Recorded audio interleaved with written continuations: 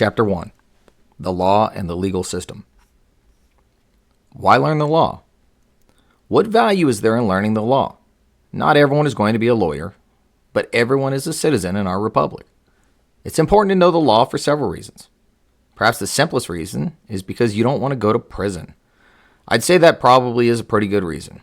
One of my favorite things in life as a lawyer is to go to jail and then come out of jail. The feeling of the sun beating down on your face after spending 30 minutes in jail talking to a client is one of the most amazing things you'll ever feel. In the military, we say that for those that have fought for it, freedom has a flavor that the protected will never know. I'd argue that it can even more accurately be stated that for those that have been denied it, freedom has a flavor no one else will ever know. Take a moment to consider times in your life when you did not feel free.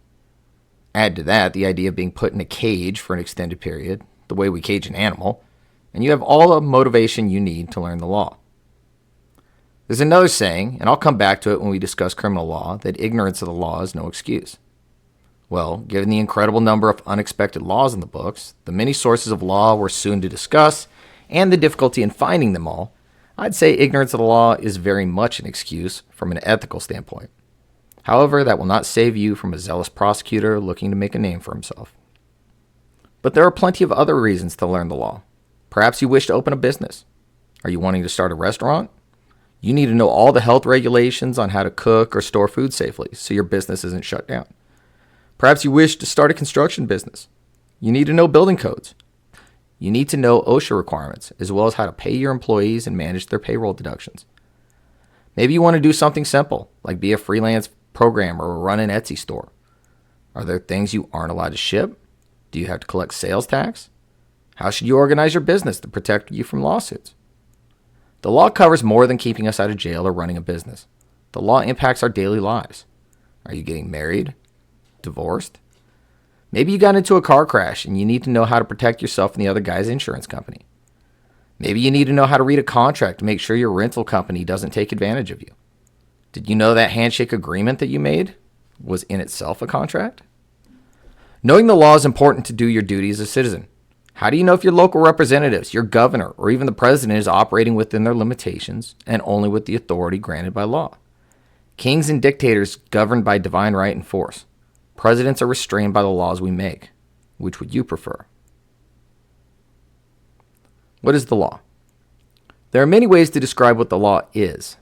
The less motivated of us, back when we were in grade school, when tasked to write a report on a subject, would begin with something like, Webster's Dictionary defines X as, well, lawyers are no different. But we don't use Webster's Dictionary. We use our own legal dictionary called Black's Law Dictionary. Black's Law Dictionary defines law in part as 1. That which is laid down, ordained, or established. A rule or method according to which phenomena or actions coexist or follow one another. Or 2. A system of principles and rules of human conduct being the aggregate of those commandments and principles which are either prescribed or recognized by the governing power in an organized jural society as its will in relation to the conduct of the members of such society, and which it undertakes to maintain and sanction and to use as the criteria of the actions of such members. Like with most things legal, we've taken the simple and made it complex. Let's try this again, in English this time. The law is a rule put in place by a legitimate authority that can be upheld by force if necessary, with or without the consent of the person or entity it's being applied to. If I were to come to your house and tell you that you're no longer allowed to enjoy a soda, you need not listen to me. I lack the authority to tell you what you're allowed to put in your body. However, if Congress were to tell you that you aren't allowed to use cocaine, you must listen, because not only does Congress have the authority to make rules, they can also send men with guns, called police, to take you away and put you in a cage. It's important to understand that when you say, there should be a law, that it means that what you want is important enough that violence may be applied to enforce it against those that do not consent and will resist. What are the types of laws? Laws can be categorized in several different ways. Laws can either be substantive or procedural. Laws can also be criminal or civil. A substantive law is what you're thinking of most of the time when you first think of a law. Substantive laws tell you what you must do or what you must not do. As I write this, we're currently in the middle of the coronavirus pandemic. In many states, laws are in place requiring that you wear some sort of face covering or mask when you're in public or enclosed area. Remember, laws can be upheld by force if necessary.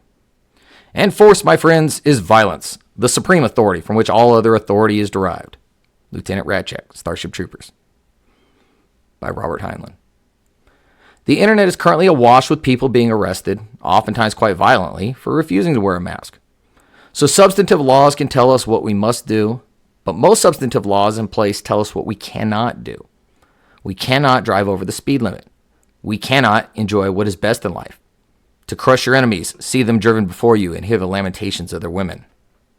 Or at least according to Conan the Barbarian, and who am I to argue? In addition to substantive laws, we have procedural laws. Procedural laws are those laws that make up the framework of our legal systems and enforcement mechanisms. It's the procedure for carrying out the law. For example, when you sue a person, the defendant has a specific amount of time to respond to your lawsuit. If he doesn't, the court may issue a default judgment granting relief to the plaintiff. When a person is charged with a crime, there are laws that determine how a trial will be conducted before you are punished. The easiest way to think of it is that substantive law is the what of the law, and procedural law is the how of the law. Laws may also be classified as criminal or civil. The distinction between the two is not always something you can figure by instinct. For example, battery, the unwanted touching of another person, is both a crime and something you might be able to sue over, an intentional tort. The distinction between criminal and civil law is not the substance of the law, but rather who the plaintiff in the case is and the entity to which the accused has violated a duty. Take a DUI, for example. If you're driving drunk but you hit no one, it is still a crime. If you're charged with this crime, the plaintiff in the case will be the government. The reason you can be punished is because you have violated your duty to everyone around you to drive safely and soberly. This is also why we have to concern ourselves with people being charged with victimless crimes. Consider most drug laws. It is illegal for you to come home from a long, hard day of work, crash on the couch, and whip out ye old crack pipe to relax. Who have you victimized in this crime? The argument is that you victimize society by the negative secondary impacts of your actions. The negligence of your familial duties, the support of the illegal drug trade and the violence that comes with it, etc. But even without that, our lawfully elected representatives have created this law, and we have a legal duty to society to follow it. Civil law is different. There must be a direct victim. Someone must be negatively affected by your actions. You've breached some sort of duty to a private party. Instead of violating a duty to society, you've caused some harm to a citizen or business, or sometimes specifically to the government. And all of this is reflected in the paperwork at court. The paperwork for a criminal charge might look like this. Go look at the book, page 11. I give you a caption for a criminal complaint, where it is the state of Cougars versus B law student, i.e. you. Whereas a civil lawsuit might look like this. B law student versus B law professor. What we see here is that the plaintiff in a criminal case is the government, which might be your city, your state, or even the United States of America versus you. I know that the United States of America took down Nazi Germany and Imperial Japan at the same time, but I'm sure you'll do fine against them by yourself. The allegations in the criminal complaint would be that you've breached a duty to society by violating some substantive criminal law. The allegations in a civil complaint will be that you have harmed the plaintiff. How the case will proceed will be determined by either criminal or civil procedural law. Where do laws come from? When we think about the law, our first instinct is to think of statutes passed by Congress or by our various state legislatures. But there are many other sources from which law is derived. If a person were to limit their understanding of law to a direct reading of statutes, then that person imperils both their liberty and their business by ignoring the many other sources of law. Some of these, like administrative regulations, have more laws than there are statutes. The Constitution. The Federal Constitution, commonly just referred to as the Constitution with a capital C, is the supreme law of the land. Ratified in 1788 and put into effect in 1789, the Constitution is almost completely made up of procedural law and provides the framework for our republican, small r, system of government and addresses the relationship of the federal government to the people, the federal government to the states, and the states' relationships to each other. The original Constitution fits onto 4 written pages of just over 4,500 words. The Constitution today includes 27 amendments, to include the first 10, known as the Bill of Rights, which were added to the Constitution at the time of its ratification. While the Constitution is the highest law of the land, it has some limitations under the Federalist system of government that it outlines. In a Federalist system, the federal government shares power with the state governments. A proper understanding of the American system is to picture the 50 states as though they were 50 separate nations, all conceding some, but not all, authority to a single, higher central government. This is like how the European Union has the authority to pass laws European nations are subject to, but the European Union does not have the authority to override the sovereignty of each member nation. Over time, through court decisions, unchallenged federal law, and the acquiescence of states and citizens themselves, state sovereignty has slowly eroded, but it remains intact in some narrow areas. In line with the idea of shared sovereignty, each state has its own state constitution. Most look similar to the federal one, but there are often some important deviations from state to state. One of the ways to look at this is that the Bill of Rights in the Constitution may serve as a basement level of protection for citizens, but many states' constitutions provide similar but stronger protections for its citizens against abuses by that individual state. A state cannot deny a citizen the protections of the federal Constitution, but it may demand greater protection. There are some areas where the state constitutions and governments are free from federal interference. How states run elections internally, how they manage commerce within their own state, or the establishment of smaller governments and lawmaking bodies within their state are an example of these exclusive state powers that the federal government may not encroach upon. We will discuss this again in the chapter on constitutional law. Statutes. When you ask a person about what the law is, or who makes the law, most of us think of our legislative branch. These laws are called statutes. Statutes are made by both the state and federal government. Article 1 of the Constitution outlines the legislative branch, what it consists of, who is eligible to serve, and how statutes are created. Article 1, Section 1 states, "All legislative powers herein granted shall be vested in a Congress of the United States, which shall consist of a Senate and a House of Representatives." Federal statutes are made by Congress and signed by the President. Congress consists of the House of Representatives and the Senate. The two houses that make up our legislative branch is referred to as a bicameral legislature. The houses have a different makeup and different duties, but both are required for statutes to be passed into law. The bicameral legislature was copied from the British parliamentary system. The House of Representatives, sometimes just called the House, is modeled after the British House of Commons and is intended to be the more representative People's House. It presently stands at 435 voting members and an additional 6 non-voting members, with membership made proportionate to population. For example, as of 2022, California currently has 53 representatives, while Idaho has 2 and Washington has 10. The second, upper house of Congress is called the Senate. It's modeled after the British House of Lords. Whereas the House of Representatives is the People's House, with representation based on population, the Senate is designed to ensure that the less populous states are not oppressed by the larger ones. Every state, no matter how big or how small in population or size, receives 2 senators for a total of 100 in the Senate. Now, this may sound unfair, but to understand the Senate is to understand the relationship of the states to the federal government. The states all fall under the federal government as equals in sovereignty to each other. Remember, they're almost like 50 little countries agreeing to work together, rather than cities that are all subject to the rules of a state, whether they like it or not. Now that we've talked about who makes statutes, let's discuss how they're made. A bill is first drafted by a lawmaker in either the House or Senate. It is then seen by a committee comprised of members of that body. The Speaker of the House or the Senate Majority Leader determines which of several dozen committees it is sent to for review. That committee will discuss and debate the bill and determine whether or not it is put up for a vote. If the bill passes by a simple majority in one house, it goes to the next. If it passes by a simple majority of that body, it's sent to the president's desk for his signature. The president has several options on how he or she will handle the bill. The president has 10 days to respond to a bill. If he signs the bill, it becomes law. If the president vetoes the bill, it returns to Congress where it either dies or is put up again for another vote. If it receives a 2/3 majority in each body, the veto is overridden and the bill becomes law. The president also has the option to simply do nothing. If after 10 days the president has not signed the bill and Congress is in session, the bill still becomes law. If Congress is not in session at that time, this is what is referred to as a pocket veto. The bill does not become law, nor does it return to Congress to be voted on, as Congress is no longer in session.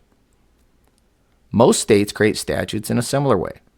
Their constitutions dictate the precise manner of creating statutes, but every state except Nebraska has a bicameral legislature, which sends their approved bills to the chief executive, who in this case is the governor, instead of the president, for her signature. Go to page 15. I have a flow chart that explains how this process works. Limitations to congressional power. In spite of Congress's role as the predominant legislative power under the Constitution, it does have many limitations to its lawmaking authority. For example, any law that runs afoul of the Constitution may be struck down by the courts. But perhaps the greatest limitation on Congress is found in Article 1, Section 8. This section outlines exactly what sorts of laws Congress is allowed to create. In order to have a law pass constitutional scrutiny, not only must it not violate some other part of the Constitution, such as the Bill of Rights, but Congress must be able to actively point to where they are granted the authority to make the law in Article 1, Section 8. In other words, a proper understanding of Congress's authority is that any law they pass is by default unconstitutional unless they can actively point to where they are granted the power to make that specific law. Article 1, Section 8 limits Congress's lawmaking powers to the following areas. The Congress shall have the power to lay and collect taxes, duties and imposts, and excises, to pay the debts and provide for the common defense and general welfare of the United States, but all duties, imposts, and excises shall be uniform throughout the United States. To borrow money on the credit of the United States. To regulate commerce with foreign nations and among the several states and with the Indian tribes. To establish a uniform rule of naturalization and uniform laws on the subject of bankruptcies throughout the United States. To coin money, regulate the value thereof and of foreign coin, and to fix the standard of weights and measures. To provide for the punishment of counterfeiting the securities and current coin of the United States. To establish post offices and post roads. To promote the progress of science and useful arts by securing for limited times to authors and inventors the exclusive right to their respective writings and discoveries. To constitute tribunals inferior to the Supreme Court. To define and punish piracies and felonies committed on the high seas and offenses against the law of nations. To declare war, grant letters of marque and reprisal, and make rules concerning captures on land and water. To raise and support armies, but no appropriation of money to that use shall be for a term longer than 2 years. To provide and maintain a navy. To make rules for the government and regulation of the land and naval forces. To provide for calling forth the militia to execute the laws of the Union, suppress insurrections, and repel invasions. To provide for organizing, arming, and disciplining the militia, and for governing such part of them as may be employed in the service of the United States, reserving to the states respectively the appointment of the officers and the authority of training the militia according to the discipline prescribed by Congress.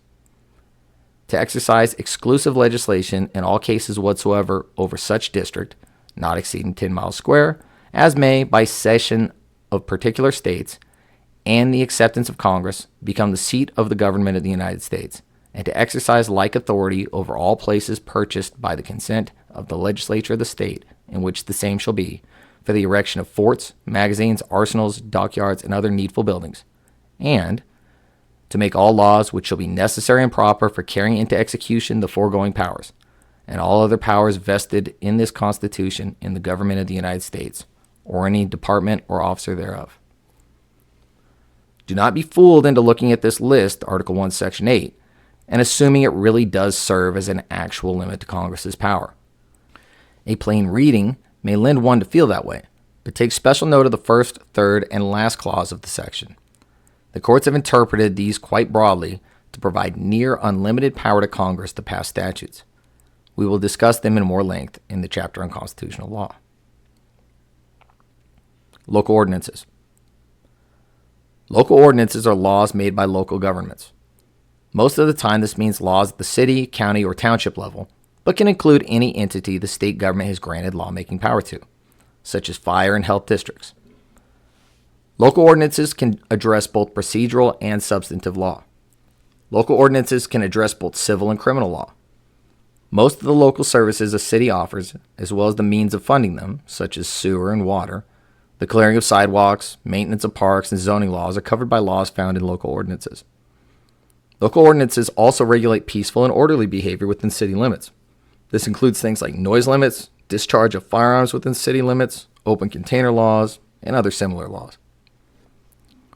Local ordinances are passed in whichever ways their procedural laws require. Some entities have city planners that have a great deal of authority, but most operate in a manner similar to the way the federal and state governments create statutes, with a city council and a mayor serving in the capacity of a legislature and president/governor. A great deal of noise is made about the importance of voting in state and national elections. However, far fewer vote in their local elections, which is a shame, as your voice is much louder at the local level. Executive orders. The chief executive has the power to create law in the form of executive orders. Executive orders may be created by the governor at the state level or by the president at the federal level.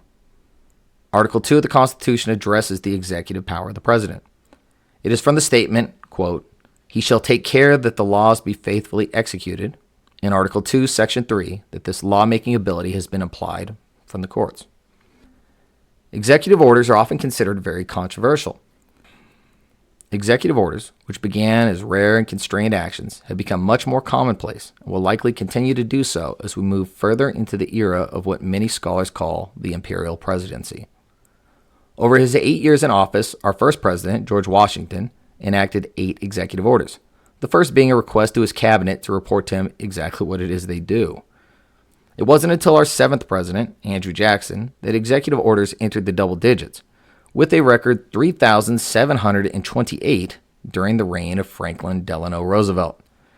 Since then, most executive orders have tapered down to 150 to 400 for each modern administration, with 276 from the 8 years of President Obama and 220 during the 4 years of President Trump. The controversy surrounding executive orders generally range from the ambiguity of exactly what power is meant to be granted by Article 2 of the Constitution to the suggested overreach and usurpation of the job of the legislature by the creation of law through executive orders. Consider George Washington's executive order, or that of President Truman ordering the desegregation of the armed forces. Remember, the president is the commander-in-chief of the military. As opposed to President Roosevelt's executive order that led to the internment of Japanese-American citizens or the outlawing of the possession of physical gold. Comically, one of the first acts of the last several presidential administrations has been to use executive orders to reverse the previous president's executive orders. Treaties. Treaties also carry with them the force of law. Treaties are agreements made between nations. Treaties can address nearly any area of law or politics.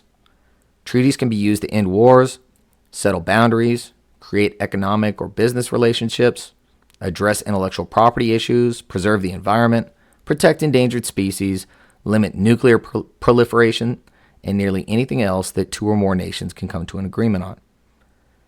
Treaties are officially signed by the president and fall under the purview of the executive branch.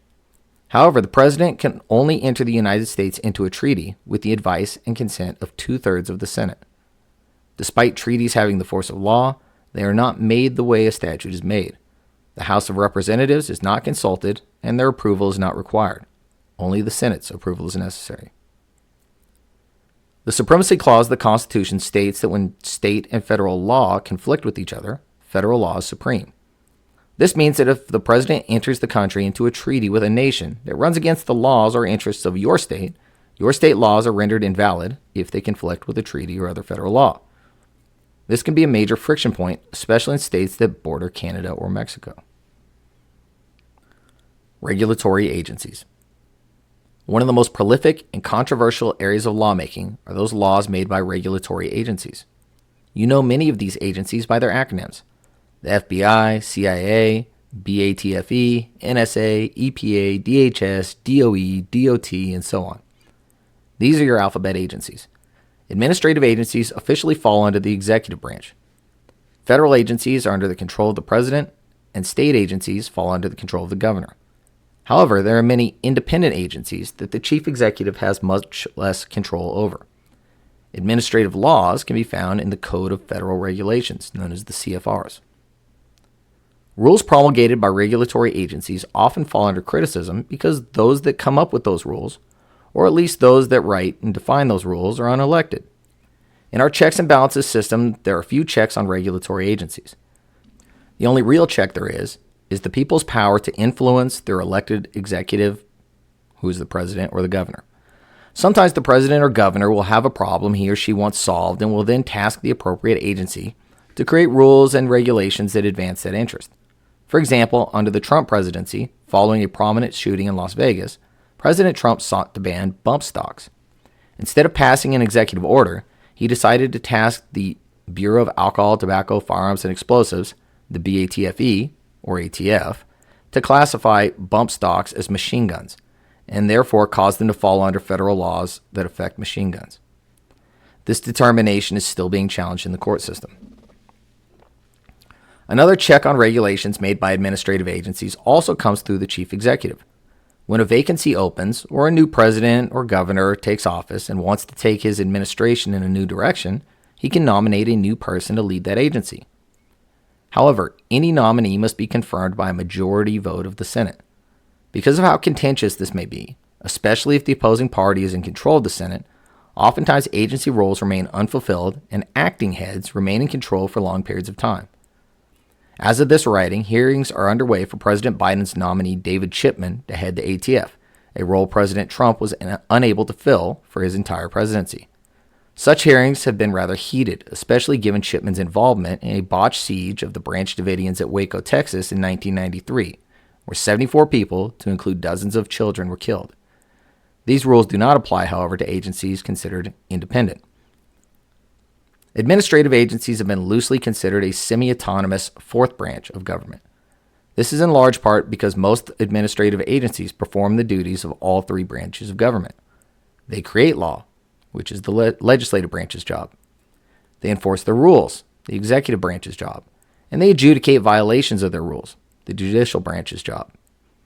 The reason they are granted these abilities are due to what are called enabling acts. Enabling acts are statutes passed by Congress or the state legislature that hand over rulemaking power from the legislative body to that specific agency. In this way, the traditional body that makes statutes, the legislative branch, can suggest they are still the body responsible for making the law, since they are granting the power to another entity. The logic behind this is simple. No president or congressperson is an expert in all things, despite how they may portray themselves to voters. No one person is an expert on medicine, space exploration, the environment, criminal law, immigration, energy, transportation, and so on. Experts that have been hired for their education, experience, and years of service in a particular specialty are better situated on rulemaking, enforcement, and adjudication in their field of expertise than an elected representative. An example of how some administrative agencies exercise their powers of all three branches of government can be found with the Department of Transportation in your state. Your Department of Transportation or Department of Motor Vehicles issues driver's licenses. They will create the rules and requirements for what it takes to get a license. They will also have created many other rules, which is their legislative power, some of which overlap with statutory criminal laws. An example of this would be driving under the influence or driving while intoxicated laws. If you're pulled over by an officer and are charged with DUI, then you will face not only criminal punishment in your state, but you'll also have to contend with penalties against your license enforced by the licensing authority, the executive power. Now, if you want to challenge any penalty, you'll need to take it up with the Department of Transportation, will have its own hearing process and administrative law judges that oversee the suspensions, which is the judicial power. The above is only a rough idea how most administrative agencies operate. For specific rules, you need to find the enabling act that creates the agency. Most agencies create rules through a formal or informal process. The formal process involves providing the people with notice of the proposed rule and then having a hearing on that rule prior to its enactment. Perhaps more often, most agencies opt for an informal rulemaking process. This too provides notice of the proposed rule, but then only allows the public to comment on the rule and to provide their input before deciding whether to implement the rule.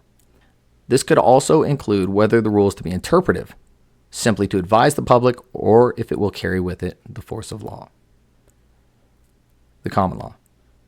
The common law, sometimes referred to as judge-made law, stare decisis, decisional law, or case law, is simply the collection of decisions made by courts in the past.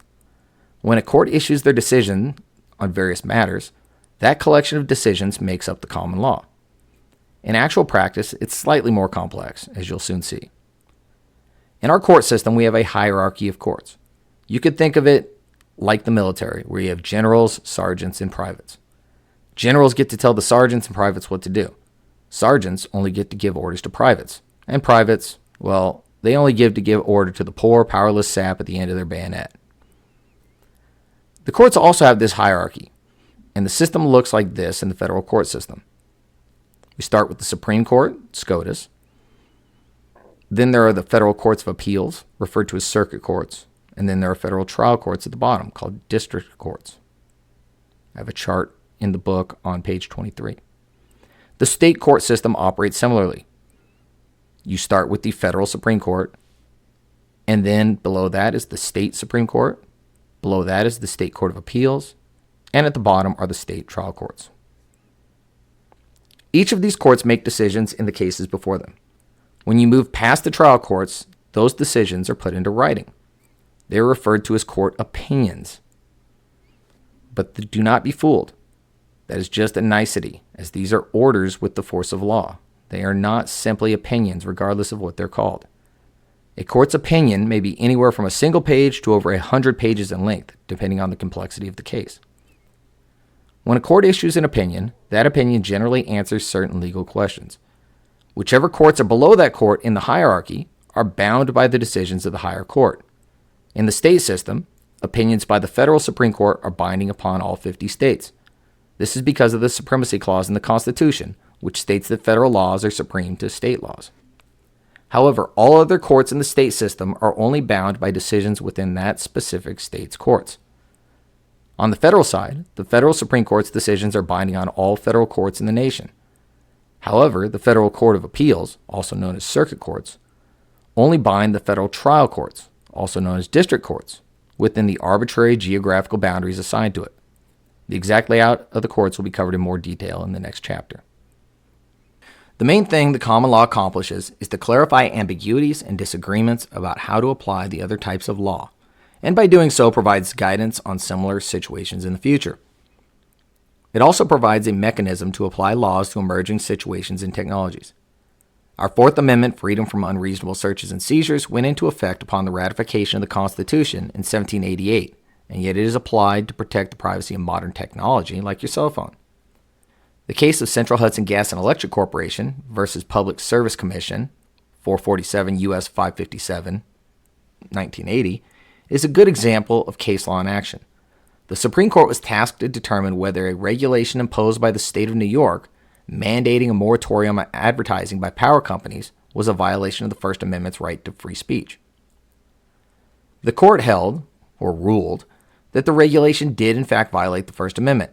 To reach this conclusion, they created a four-part test, known as the Central Hudson Test, which is now the primary test used every time any court in the country is faced with a question as to whether commercial speech can be regulated. The test consists of 4 questions.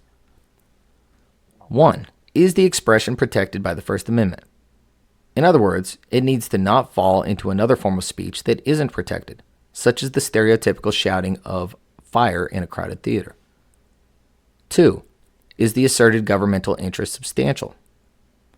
3. Does the regulation directly advance the government's interest asserted? 4.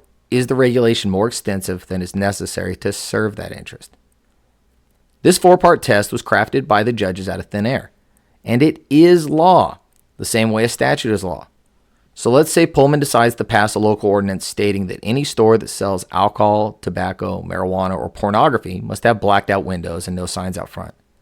A local store sues, arguing that this impacts their business and is a violation of their First Amendment right. The local judge will then utilize the 4 parts of the Central Hudson Test to determine if that law can be allowed or must be struck down. It might look something like this. 1. Is the expression protected by the First Amendment? In this case, there's nothing in the law saying that you are not allowed to sell alcohol, tobacco, marijuana, or pornography. So far, so good. 2. Is the asserted governmental interest substantial? Let's say Pullman argues that being able to see in the windows attracts minors, and they're trying to avoid that. The court would have to make a judgment call as to if that interest is substantial enough. Let's go ahead and say it is. 3. Does the regulation directly advance the government interest asserted? The city would have to show that there would, in fact, be a decrease in minor traffic and interest in adult activities. So let's say it works and they can prove their case. 4.